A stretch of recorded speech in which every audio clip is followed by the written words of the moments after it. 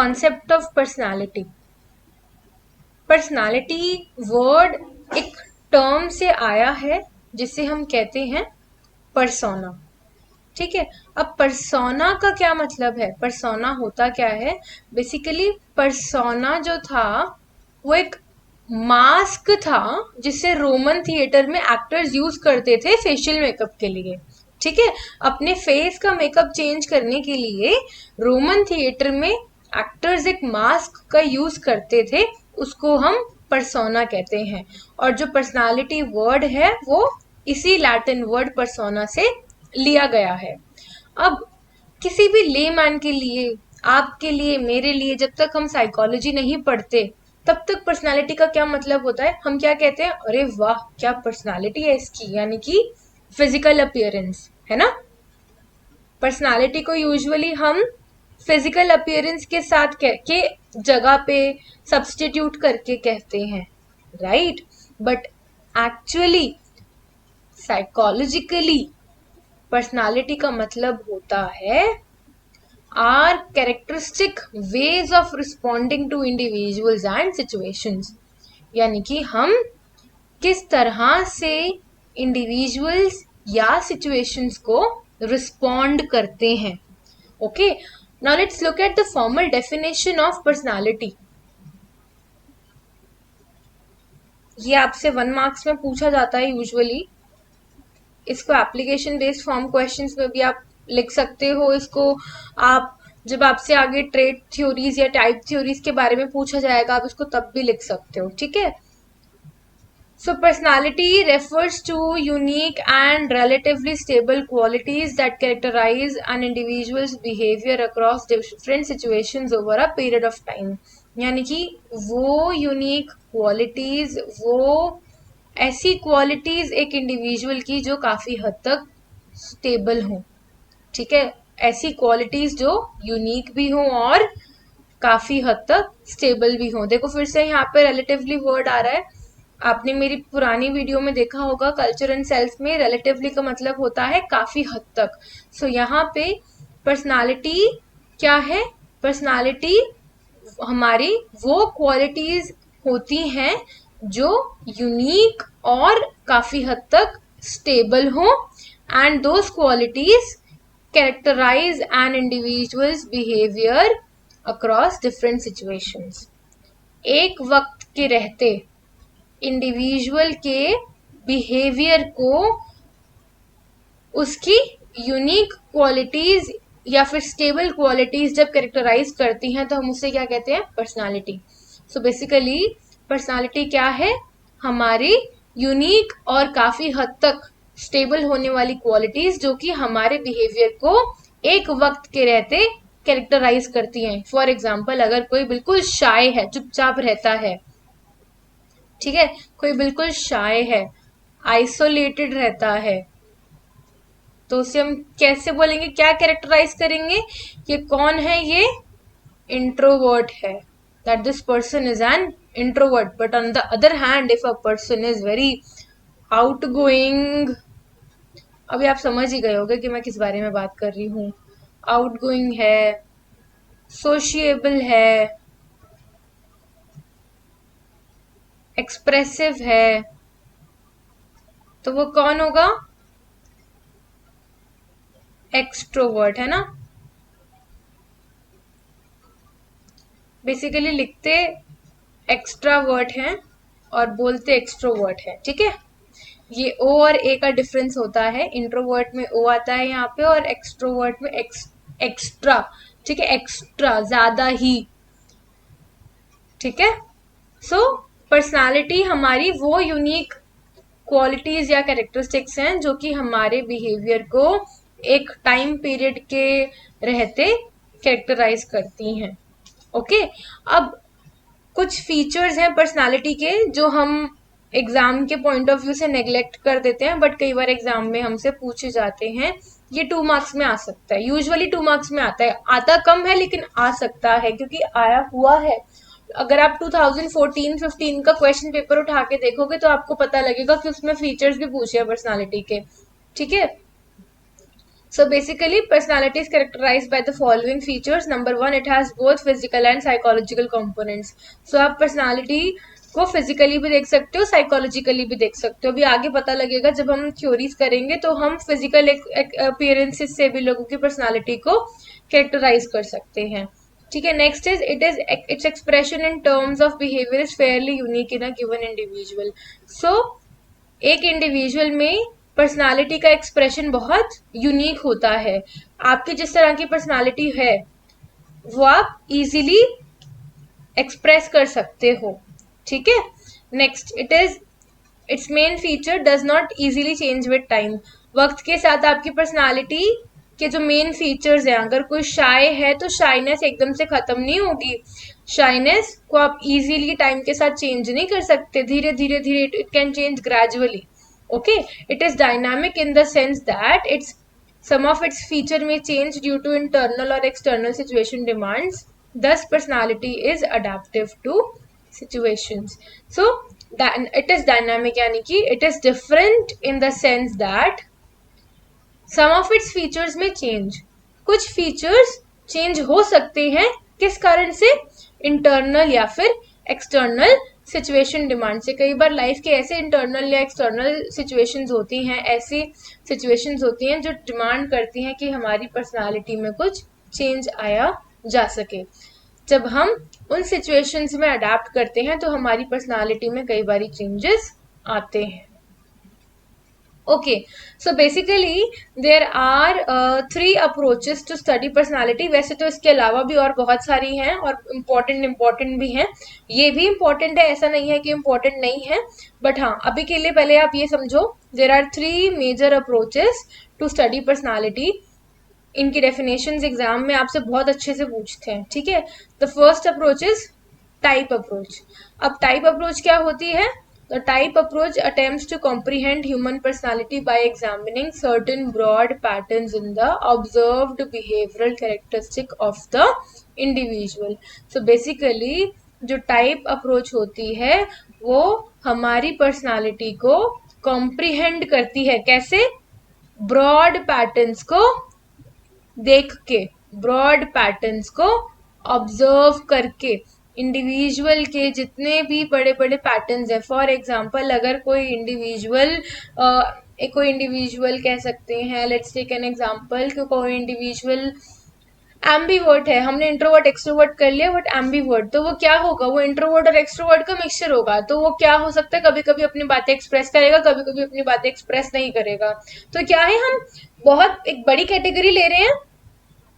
ठीक है, एक बड़ी कैटेगरी ले रहे हैं, उसमें छोटे छोटे कह सकते हैं 2-3 तरह के कैरेक्टरिस्टिक्स डालते हैं और फिर हम कहते हैं कि अगर ये सारे कैरेक्टरिस्टिक्स इंडिविजुअल में है तो वो इस कैटेगरी में आता है, तो ये ब्रॉड कैटेगरी में आता है. इसको हम क्या बोलते हैं? Type approach. ठीक है. अच्छा, और ये जितने भी बिहेवियर होते हैं ये आपस में मिलते जुलते होते हैं. Next, trait approaches. In contrast, the trait approach focus on the specific psychological attributes along which individuals tend to differ in consistent and stable ways. So basically ये छोटी छोटी स्पेसिफिक साइकोलॉजिकल एट्रीब्यूट्स होती हैं जिसमें एक इंडिविजुअल दूसरे individual से differ होता है. टाइप अप्रोच में क्या था कि टाइप अप्रोच में आप एक बड़ी कैटेगरी ले लेते हो, 2-4 बिहेवियर डाल देते हो और कहते हो जो इंसान जो इंडिविजुअल ये सब बिहेवियर या इसे मिलते जुलते बिहेवियर शो करेगा वो इस कैटेगरी में आएगा.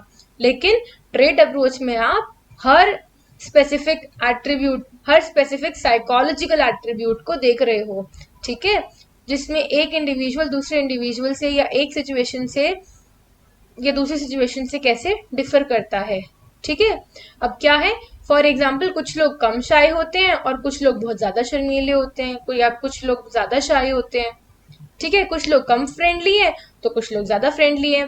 तो ये लेस या फिर ये सम या फिर ये मोर, ये क्या है? ये स्पेसिफिक साइकोलॉजिकल एट्रीब्यूट्स हो गए. ठीक है. और ये जो शाइनेस है या जो आपकी फ्रेंडलीनेस है, क्या है? ये हमारी ट्रेट्स है. जितनी भी ये शाइनेस है या फ्रेंडलीनेस है इसे हम क्या कह रहे हैं? Traits. These are basically are traits. ठीक है. अब लास्ट ये इसकी टाइप्स नहीं हमें मिलेंगी, लेकिन बुक में आपकी एनसीईआरटी में नहीं मिलेंगी इसकी टाइप्स, लेकिन इसकी डेफिनेशन बहुत इंपॉर्टेंट है, इसके बारे में आपसे पूछ लेते हैं 2 मार्क्स में। तो ये इसको कहते हैं interactional approach. Interactional approach holds that situational characteristics play an important role in determining our behaviour. Chapter 1 में हमने एक कॉन्सेप्ट पढ़ा होगा सिचुएशनिज्म, बस उससे मिलता जुलता है ये, ठीक है। सो बेसिकली क्या कह रहे हैं कि अलग अलग सिचुएशन हमारे बिहेवियर को डिटरमाइन करता है। अगर एक पर्सन है जो बहुत ज़्यादा डोमिनेटिंग है by nature, but that person is behaving in a very submissive manner in front of his और हर टॉप बॉस, तो ये क्या है, सिचुएशनिज्म है, राइट। ये हमने एग्जाम्पल पढ़ा था चैप्टर 1 में। यही यहाँ पे इस इंटरेक्शनल अप्रोच में अप्लाई हो रहा है कि आपका बिहेवियर या आपके जो ट्रेट्स हैं वो सिचुएशन टू सिचुएशन डिफर करेंगे। जो आपका बिहेवियर होगा वो हर सिचुएशन के अकॉर्डिंग डिफर करेगा, बस इसमें इतना ही है, ठीक है। इसकी सिर्फ डेफिनेशन आएगी, ज़्यादा इसमें कुछ नहीं पूछेंगे आपसे। या आपसे एक केस बेस्ड क्वेश्चन पूछ सकते हैं, एप्लीकेशन बेस्ड क्वेश्चन पूछ सकते हैं कि a person is behaving, 2 marks में ही आएगा ये, that a person is generally shy in nature but is interacting very well on the stage. What kind of approach will you consider in this situation? तो यहाँ पे क्या आएगा, इंट्रैक्शनल approach, ठीक है, ठीक है। अच्छा, टाइप अप्रोचेस कितने तरह की हैं? सबसे पहले तो हमें एक ग्रीक अप्रोच मिली थी, एक ग्रीक फिजिशियन थे, ग्रीक फिजिशियन थे हिपोक्रेट्स, उन्होंने हमें फर्स्ट टाइप अप्रोच दी थी, और ये अप्रोच थी on the basis of the fluid या ह्यूमर। नेक्स्ट अप्रोच जो हमें मिली थी उसे हमने कहा था चरक संहिता अप्रोच जो थी, इसको हम इंडियन ट्रीटीज भी बोलते हैं, इंडियन थ्योरी है type approach, Indian type approach भी कह सकते हो आप इसको। इसने बेसिकली पर्सनालिटी दी थी, type personality on the basis of tridosha, यानी 3 दोषों के बेसिस पे या त्रिगुणास के बेसिस पे। इसको हम अभी आगे डिस्कस करेंगे।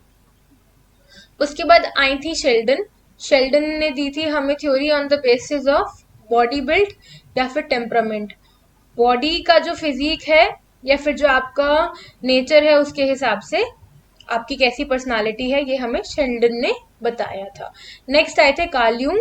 अब उन्होंने हमें एक बताया था कि एक इंडिविजुअल इंट्रोवर्ट कैसे है या एक्सट्रोवर्ट कैसे है। He differentiated the personality types on the basis of introverts and extrovert. ये एक्सट्रोवर्ट लिखा है लेकिन होना यहाँ पे एक्स्ट्रावर्ट हो चाहिए, ठीक है। Next, Friedman and Morris, Friedman, Rosenman and Morris, basically ये दोनों जो अप्रोचेस हैं ये एक ही अप्रोच है, इसको हम टाइप अप्रोच बोलते हैं, टाइप ABCD। सो इसमें जो टाइप A एंड B है वो हमें फ्रेडमैन एंड मॉरिस ने दी थी। उसके बाद कुछ सालों के बाद रिसर्च करके मॉरिस ने type C and type D दी थी, ठीक है। ओके, जो फर्स्ट अप्रोच अब हम करने वाले हैं टाइप अप्रोचेस के अंदर वो है typology by Hippocrates. So basically Hippocrates एक फिलोसोफर थे, ठीक है, एक फिजिशियन भी थे और एक फिलोसोफर भी थे, and he had proposed a typology of personality based on fluid और ह्यूमर। ऐसा होता है कि हमारी बॉडी में देर आर 4 फ्लूइड, और you can say that our body has 4 types of different types of humour, ठीक है। So basically these 4 types of humors are sanguine, melancholic, choleric and phlegmatic, ठीक है। let me underline this for you, sanguine, phlegmatic, melancholic and choleric। हम कहते हैं ना हमारी body में अलग अलग तरह की बाइल्स होती हैं, black bile, yellow bile, blood या फ्लेग्म, तो उसी के बेसिस पे उन्होंने ये personality type typology of personality या पर्सनालिटी टाइप या टाइप अप्रोच टू पर्सनालिटी हमें सजेस्ट करी थी या प्रपोज करी थी। ओके, सो आपकी एनसीईआरटी में आप देखोगे ना तो सिर्फ ये 4 टाइप्स ही हैं, sanguine, phlegmatic, choleric and melancholic. But थोड़ा सा और ज्ञान के लिए, थोड़ी सी और नॉलेज के लिए I am going a bit detail, और अगर आप ये लर्न भी कर लोगे तो आपके मार्क्स अच्छे आएंगे। होता क्या है यूजुअली ये क्वेश्चन ना आपसे 3 मार्क्स में पूछ लेते हैं या आपसे 4 मार्क्स में पूछ लेते हैं, फिर समझ नहीं आता कि कंटेंट क्या लिखे हैं। तो इसीलिए मैंने आपको ये 4 टाइप्स भी दिए हैं, ठीक है। So the first type is sanguine. Sanguine कैसे लोग होते हैं, जिनकी टाइपोलॉजी सैंग्विन के जैसी होती है, वो कैसे होते हैं? सबसे पहले तो ये लोग बहुत ज़्यादा आपको चीयरफुल दिखेंगे, बहुत एक्टिव होंगे और बहुत ज़्यादा ऑप्टिमिस्टिक, यानी लाइफ में बहुत पॉजिटिव होंगे। सो ऐसे लोगों में क्या होता है, ब्लड की ज़्यादा डोमिनेंस होती है। सो बेसिकली ये जो चारों टाइप्स हैं, इन सब में कोई ना कोई, इन सब के साथ कोई ना कोई फ्लूइड हमारी बॉडी का जुड़ा होगा। सो और जो भी फ्लूइड की अमाउंट ज़्यादा होगी उस हिसाब की पर्सनालिटी हमारे अंदर डोमिनेंट होगी, ठीक है। सो उस टाइप ऑफ, वो वाली टाइप हमारी बॉडी में डोमिनेंट होगी। अगर किसी में ब्लड का लेवल ज़्यादा है तो वो सैंग्विन टाइप ऑफ पर्सनालिटी है, as per the Greek physician Hippocrates. Okay, next phlegmatic. Now the people having dominance of phlegm, जिनकी बॉडी में फ्लेग्म की ज़्यादा, देखो नेम से ही पता लग रहा है फ्लेगमेटिक, फ्लेग्म। सो जिनकी बॉडी में फ्लेग्म फ्लूइड की डोमिनेंस ज़्यादा होगी उनको हम फ्लेगमेटिक बोलेंगे। और ऐसे लोग बहुत ज़्यादा टची होते हैं, रिजिड होते हैं। अब केथरी जी मूवी जो थी उसमें अमिताभ बच्चन जी की पर्सनालिटी कैसी थी? कह दिया ना, बस कह दिया। So what was that? Dominating, rigid, जो कह दिया बस वही कह दिया। So these people are usually sluggish and apathetic. Okay, next melancholic. Melancholic जो होते हैं उन लोगों में ब्लैक बाइल की कंसिस्टेंसी ज़्यादा होती है। उनकी बॉडी में ब्लैक बाइल एक हमारे बॉडी का सब्सटेंस है, इसकी कंसिस्टेंसी ज़्यादा होती है। ऐसे लोग ज़्यादातर सैड रहते हैं, मोरोस, दुख में होते हैं, दुख हमेशा कंप्लेन्स कर रहे होते हैं, ठीक है। They are always brooding, they are sad and morose. Next choleric. ना कोलेरिक जिनकी बॉडी में येलो बाइल की कंसिस्टेंसी ज़्यादा होती है, they are choleric. So basically ये लोग बहुत जल्दी गुस्से में आते हैं, ज़्यादा एक्साइटेड भी बड़ी जल्दी हो जाते हैं और इरिटेट भी बहुत जल्दी होते हैं, ठीक है। सो बेसिकली हमारे पास 4 तरह के लिक्विड्स हैं हमारी बॉडी के: ब्लड,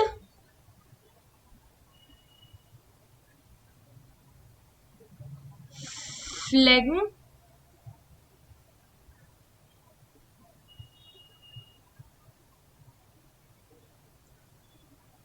ब्लैक बाइल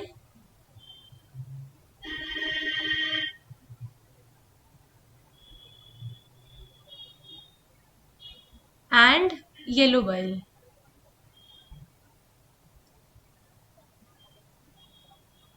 ठीक है, ओके। नेक्स्ट, बस ये 4 नेम्स याद कर लोगे ना तो बड़े इजीली आंसर को लर्न कर पाओगे। जो नेक्स्ट टाइपोलॉजी है that is typology by Charak Samhita the an Indian treaties.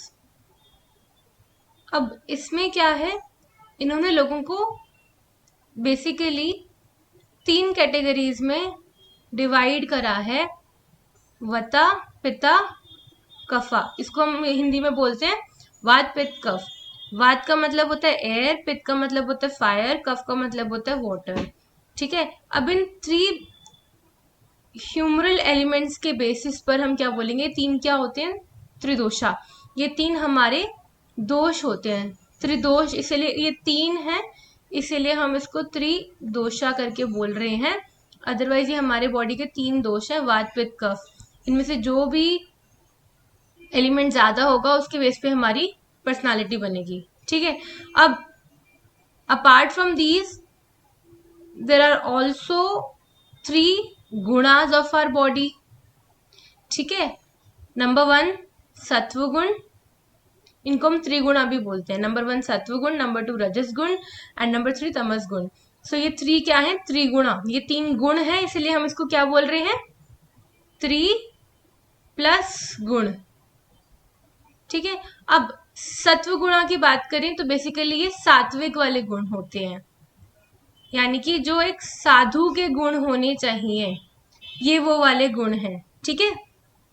Next रजस गुना, यानी कि जो राजाओं के जो गुण हैं, जो एक राजा में मिलते हैं, ये वो वाले गुण हैं। नेक्स्ट तमस गुना, यानी जो तामसिक, गुस्सा,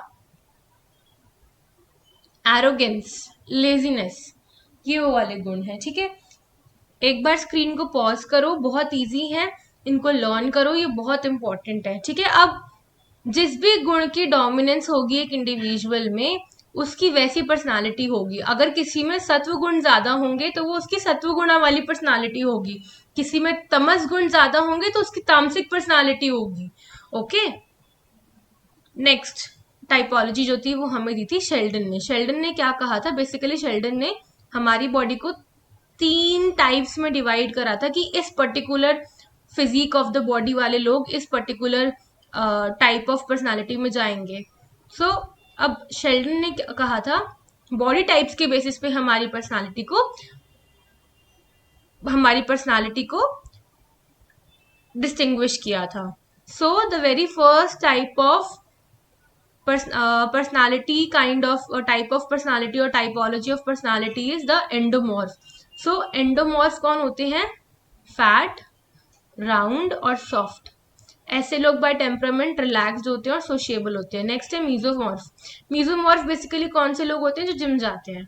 ठीक है। सो इनका जो बॉडी स्ट्रक्चर है आपको बहुत ज्यादा मस्कुलर मिल जाएगा, देखने को मिलेगा।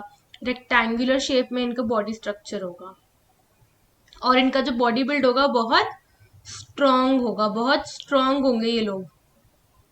ठीक है। और जो लोग स्ट्रांग होंगे, मस्कुलर होंगे, तो ऑफ कोर्स वो लोग बहुत ज्यादा करेज वाले होंगे, एनर्जेटिक होंगे बहुत ज्यादा, है ना। जो बॉडी बिल्डिंग करते हैं लोग हमेशा एनर्जेटिक रहते हैं, बहुत एक्टिव रहते हैं, right. And last is ectomorph. Ectomorph होते हैं जो बिल्कुल पतले से, ये एक डायग्राम ये याद कर लेना जो हम बचपन में ड्राइंग बनाते थे ना, पिवोट पे, या पिवोट की जो ड्राइंग बनाते थे मैचस्टिक जैसी। ठीक है। इस तरह की पर्सनालिटी होती है एक्टोमॉर्फ। ये लोग बहुत ज्यादा लंबे होते हैं, बहुत पतले होते हैं और फ्रेजाइल। फ्रेजाइल यानी कि सेंसिटिव, सेंसिटिव बॉडी टाइप होती है ऐसे लोगों की। और ये लोग बहुत ज्यादा ब्रेनी होते हैं, बहुत दिमाग वाले होते हैं, बहुत आर्टिस्टिक, और पर ये इंट्रोवर्ट भी बहुत होते हैं। ठीक है। नेक्स्ट जो टाइपोलॉजी दी थी वो हमें दी थी कार्ल यूंग ने। कार्ल यूंग ने बड़े अच्छे अच्छे कॉन्सेप्ट्स दिए साइकोलॉजी में। कभी आपको मन करे तो एक बार गूगल पे जाके इनकी लाइफ के बारे में पढ़ना। Okay. Next, so basically Carl Jung ने लोगों को 2 तरह की पर्सनालिटी में डिस्क्राइब करा था। नंबर 1 इंट्रोवर्ट एंड नंबर 2 एक्स्ट्रावर्ट, या जिसको हम एक्सट्रोवर्ट भी बोलते हैं। देखो, चाहे आप एक्सट्रोवर्ट कह सकते हो लेकिन लिखते हम एक्स्ट्रावर्ट ही हैं। ठीक है। इंट्रोवर्ट वो लोग होते हैं जो हमेशा अलोन रहना, अकेले में रहना पसंद करते हैं, दूसरों को अवॉइड करते हैं, अपने आप को विड्रॉ करके रखते हैं दूसरों से। और जब भी कोई इमोशनल कंडीशन या इमोशनल कॉन्फ्लिक्ट आ जाए, so they try to keep themselves away from the other, and they are usually shy in nature. Next is extrovert. Now extrovert are those who are sociable, those who are outgoing, those who are withdrawn to different occupations. Basically they like dealing with people, and how they react to stresses, they basically go and party, they lose themselves among people and social activities. Stress हो रहा, चले गए friend के साथ घूमने या friend के साथ पार्टी करने। ठीक है। ओके। अब last type of personality is type ABCD। सो इसमें बेसिकली जो type A and type B थी वो हमें फ्रेडमैन एंड रोजनमैन ने दी थी। उसके बाद type C and D research पे बहुत रिसर्च करी और फिर ये हमें किसने दी? मॉरिस ने दी। ठीक है। अब टाइप A की पर्सनालिटी कैसी होती है? ये लोग बहुत ज्यादा इनमें मोटिवेटेड होते हैं, ये लोग, इनमें पेशेंस की कमी होती है, इनको लगता है हर वक्त टाइम बहुत कम है, हमेशा जल्दी जल्दी में होते हैं और हमेशा काम से बर्डनड होते हैं। ठीक है। ऐसे लोग ना इजीली रिलैक्स नहीं हो पाते, स्लो डाउन नहीं हो पाते। और इनको हार्ट डिसीज के भी चांसेस ज़्यादा होते हैं, for example hypertension, heart attack. Okay, so इनको कोरोनरी हार्ट डिसीजेस के चांसेस ज़्यादा होते हैं। अच्छा, अब जिन लोगों में टाइप ए की जो ट्रेड्स हैं या जो टाइप ए की जो क्वालिटीज हैं वो जब रिवर्स होती है जिन लोगों में, वो टाइप बी के लोग होते हैं। यानी कि टाइप ए के जितनी भी ट्रेड्स हैं आपको टाइप बी में उसका रिवर्स देखने को मिल जाएगा, उसका ऑपोजिट देखने को मिल जाएगा। For example, if in type A people lack patience, then in type B people will have very much patience, they will be very much patient. Okay, अब अगर टाइप ए में people are short of time, then in type B people will feel like they will be lazy, they will feel like they have a lot of time. Okay, if type A people are in great hurry, then type B people will always be slow in working. Okay, now next is type C. Type C के वो लोग होते हैं जिनको cancer के chances ज्यादा होते हैं। ऐसे लोग क्या होता है, बेसिकली अपने ना दुख अपने अंदर ही दबाए चलते हैं, एंड उसके कारण दे and this type of personality is cooperative, unassertive, यानी इनको मना करना नहीं आता, दूसरों के साथ कोऑपरेट करते हैं, ना नहीं बोल पाते, अपने नेगेटिव इमोशंस अपने अंदर ही दबाते चलते हैं। अगर उन्हें किसी पे गुस्सा आ रहा होगा तो अपना गुस्सा शो नहीं करेंगे, हमेशा जी जी हाँ जी करते रहेंगे। ठीक है, अच्छा, last is type D personality. Type D personality के लोग वो होते हैं जो इनको डिप्रेशन के चांसेस हायर होते हैं, high chances of depression, they are very much prone to depression.